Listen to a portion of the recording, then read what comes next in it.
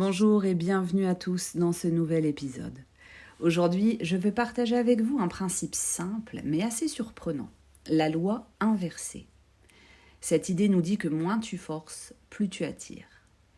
Et si ce genre d'épisode ou de vidéo t'inspire, t'aide à progresser, n'hésite pas à liker, partager et à commenter. La loi inversée, c'est à contre-courant de ce que nous avons tous appris. On nous répète souvent qu'il faut insister, lutter, se battre pour obtenir ce que l'on veut, faire des efforts. Mais dans la réalité, plus on force, plus les choses nous échappent. Et c'est valable dans les relations, au travail, dans la confiance en soi ou même dans nos projets de vie. Alors ensemble, explorons pourquoi forcer est un piège et comment, à l'inverse, lâcher prise attire naturellement ce que l'on cherche. Ah, ce fameux lâcher prise. Deux mots bien agaçants, n'est-ce pas? Comprendre la loi inversée dans un premier temps. C'est une dynamique étrange. Quand tu veux absolument quelque chose, en fait, tu le repousses. Dans les relations, quand on essaie trop de plaire, on paraît insistant, voire désespéré. Et ça fait fuir. Au travail, un manager qui veut tout contrôler crée des tensions, là où la confiance génère de la motivation. Pourquoi ? Parce que forcer, c'est contrôler. Et contrôler, c'est envoyer un message de peur et de manque. Du point de vue des neurosciences, c'est assez simple. Quand on force, on active notre système de stress. L'amygdale s'emballe, nos pensées deviennent rigides, nos décisions biaisées.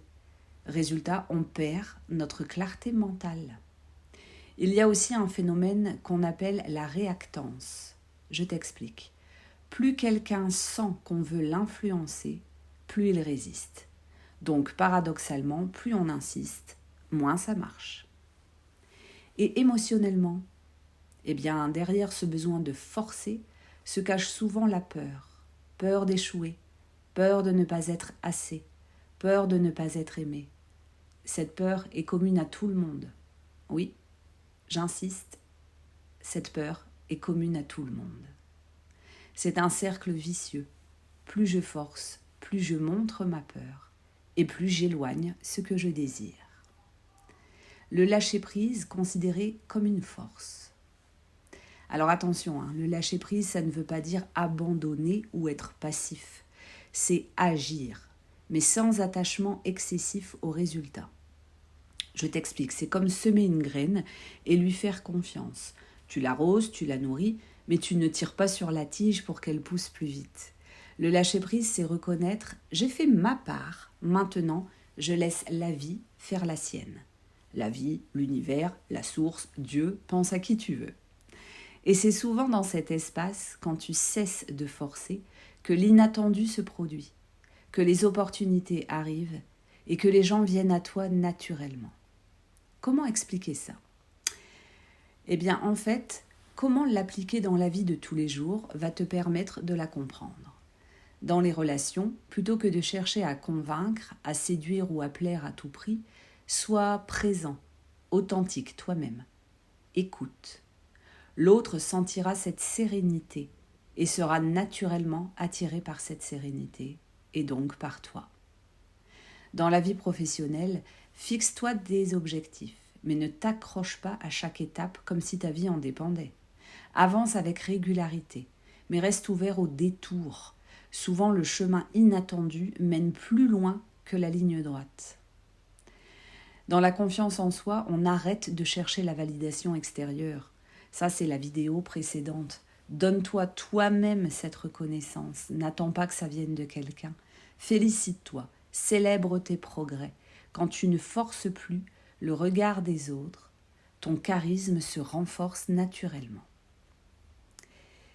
D'un point de vue stoïcien, le stoïcisme nous enseigne la dichotomie du contrôle. Il y a ce qui dépend de nous et ce qui ne dépend pas de nous. Vouloir forcer, c'est s'acharner sur ce qui ne nous appartient pas. La sagesse stoïcienne nous invite à investir notre énergie uniquement sur ce qui est entre nos mains, nos pensées, nos choix, nos attitudes.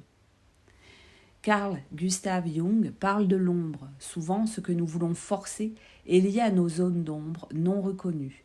Vouloir plaire, c'est parfois éviter de regarder notre propre peur du rejet. Quand nous intégrons cette ombre, nous devenons plus entiers et nous n'avons plus besoin de forcer. Intégrer l'ombre, c'est la reconnaître, prendre conscience de nos peurs. En analyse transactionnelle, il y a 3 états du moi dont je vous parle toujours. Parents, adultes et enfants. Forcer, c'est souvent agir depuis l'enfant suppliant ou le parent autoritaire. La vraie puissance est dans l'adulte, qui est calme, centré. C'est cet état qui attire naturellement le respect et l'équilibre. Je te propose 3 petites pratiques pour tester la loi inversée cette semaine. Allez, observe. Note dans un cahier une situation où tu te sens forcé, où tu sens que tu dois forcer, que ce soit une discussion, un projet, une relation. Écris ce que tu ressens. Ensuite, fais une pause consciente. Au moment où tu veux insister, arrête-toi. Respire profondément 3 fois. Et demande-toi qu'est-ce qui dépend vraiment de moi ici. Ou alors, dans une situation où tu forces habituellement, essaye de lâcher un peu. Prends conscience que tu résistes et essaye de lâcher un peu. Laisse de l'espace et observe ce qui se passe. Laisser de l'espace, c'est souvent ralentir. Tu n'es pas obligé de donner une réponse tout de suite. Tu n'es pas obligé de te mettre en action tout de suite. Fais une pause. Mets-toi en distanciation. Observe et laisse passer. En conclusion, moins tu forces, plus tu attires. Parce que la vraie force, c'est la confiance. La confiance en toi, en tes capacités et en la vie. Alors cette semaine, je t'invite à choisir une situation où tu forces habituellement et à expérimenter la loi inversée. Tu pourrais être surpris de ce que la vie t'apporte quand tu cesses de tirer sur les cordes. Eh ouais. Merci d'avoir écouté cet épisode. Et si tu l'as aimé, pense à le partager, à t'abonner et surtout à pratiquer. Car c'est en expérimentant que tu transformes ta vie, pas seulement en m'écoutant.